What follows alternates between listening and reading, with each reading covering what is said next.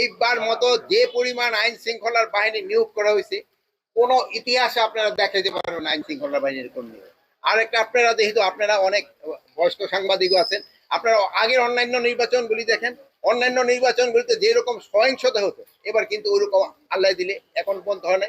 আমরা আশা করব যে সামনে হবে না। আজকে আমাদের এই ফরিদপুর, মাদারীপুর, শরীয়তপুর, গোপালগঞ্জ এবং রাজবাড়ী জেলার আমাদের বিভিন্ন আইন শৃঙ্খলা ব্যাপারে একটু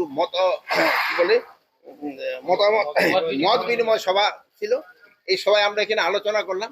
এখানকার আমি দেখলাম প্রস্তুতি খুবই ভালো এবং প্রায় প্রতিটা কেন্দ্রেই আপনার সিসিটিভি লেগে গেছে এবং আনসার যাওয়ার সাথে সাথে অ্যাপটেক সুরক্ষা অ্যাপ যেটা হচ্ছে ওইটারও ব্যবস্থা হয়ে যাবে। এখানে ড্রোনেরও ব্যবস্থা করা হয়েছে। মানে মোটামুটি আমি দেখলাম যে এখানকার প্রস্তুতি খুবই ভালো এবং যেই সব কেন্দ্রে আপনার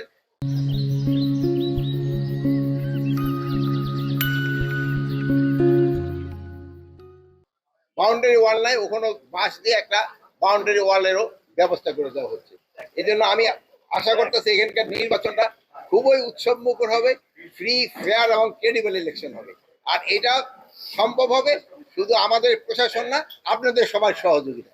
আপনারা সবসময় সহযোগিতা করে আসছেন, এবার আরো বেশি সহযোগিতা করবেন এবং নির্বাচনটা যেন সুষ্ঠুভাবে হয়ে যায়, উৎসব মুখর হয়ে যায়। আজকে সফর হলো যে এখানে আপনারা বললেন যে আইন শৃঙ্খলা ইসে সবচেয়ে ভালো, এই জন্য এটা সফর হয়েছে যেহেতু আপনারা ফার্স্ট হয়েছেন।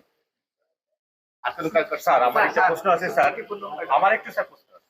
বলেন স্যার, 1331টি অস্ত্র এখন উদ্ধার হয়নি, 5763টি অস্ত্র লুণ্ঠন করা হয় সেই মুহূর্তে 5ই আগস্টের পরবর্তী ঘটনায়। তো স্যার সেখানে কোনো সংখ্যা না, এখানে কোনো ধরনের সংখ্যা নাই। এইবার মতো যে পরিমাণ আইন শৃঙ্খলার বাহিনী নিয়োগ করা হয়েছে কোন ইতিহাসে আপনারা দেখাইতে পারবেন আইন শৃঙ্খলা বাহিনীর কোন নিয়োগ। আর একটা আপনারা যেহেতু আপনারা অনেক বয়স্ক সাংবাদিকও আছেন, আপনারা আগের অন্যান্য নির্বাচনগুলি দেখেন, অন্যান্য নির্বাচনগুলিতে যেরকম সহিংসতা হতো এবার কিন্তু ওইরকম আল্লাহ দিলে এখন পর্যন্ত হয় না। আমরা আশা করব যে সামনে হবে না। আপনাদের সবারই এই জন্য চেষ্টা করতে হবে এবং দোয়া করতে হবে।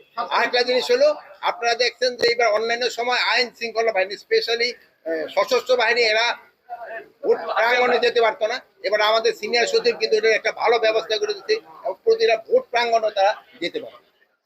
যদি কোনো রকমের সমস্যা হয় সেদিন দেখবেন যে কি ধরনের ব্যবস্থা নেয়, ওই ধরনের প্রস্তুতিগুলি নিয়ে কিন্তু এখানে আলাপ করলাম। সবকিছু তো ডিসক্লোজ করে দেওয়া যাবে না, কিছু কিছু তো আমাকে সিক্রেট থাকতে হবে। আমি যদি ভালো পারফরমেন্স রাখতাম তো আমার কুশলীটা করতেন না, তো আমার তো জানাজা করে দিতেন না, বলেন তো সবচেয়ে খারাপ পারফরমেন্স। আমার একটা প্রশ্ন স্যার, সেটা হচ্ছে যদি নির্বাচিত সরকার সামনে আসবে ইনশাআল্লাহ স্যার, যদি নির্বাচিত সরকার আপনাকে মন্ত্রণালয় দায়িত্ব আবার আপনি গ্রহণ করবেন কিনা? আমি এটা আপনার দিয়ে দেবো। এখানে শোনেন, এখানে আমাকে ক্লিয়ার করতে তার থেকে মহিলা আনসারও থাকবে।